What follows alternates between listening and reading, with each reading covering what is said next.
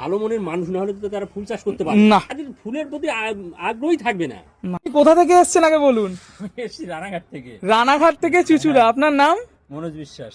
হাত খেয়ে জাস্ট বসেছিলাম, এই দাদা আমার বাড়িতে এলেন, তিনি সুন্দর গাছ। আমি এই ফুলের, বিশেষ করে ফুলের ভিডিও আমি খুব দেখি, আপনার তো অনেকবার দেখেছি, কিন্তু আমি কমেন্টও করেছি ঠিকানা বা ফোন নাম্বার দিতে। আজকে সকালেই পেলাম আমি।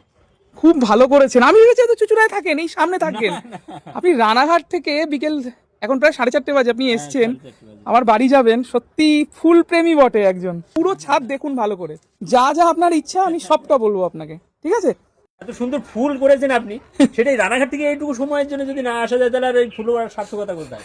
করতে হয় এত বড়, তাই নাকি? হ্যাঁ এত বড় হয়। দেখি তো সব এই ছোট ছোট এই যে সাইজের সব দেখি। হ্যাঁ এটা তো ভীষণ বড় সাইজ।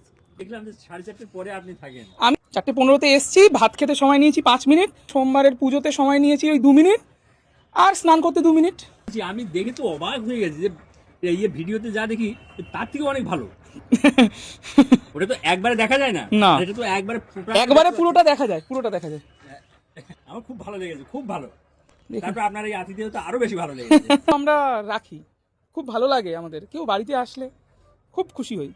নিজের হাতে তৈরি জিনিস দেখতে যখন লোক আসছে, মানুষ আসছে যখন দূর দূরান্ত থেকে, আর আর যতই বলুন অতিথি কিন্তু নারায়ণ। মানুষের বাড়ি মানুষ যায় না, কিন্তু আমার বাড়িতে মানুষ আসে, আমার কিন্তু খুব ভালো লাগে। গাছগুলো সুন্দর, যেমন আপনার ব্যবহারটা। না আমি ধন্যবাদ মনোজ বাবু, মনোজ বিশ্বাস তো, হ্যাঁ হ্যাঁ, মনে হচ্ছে। ধন্যবাদ।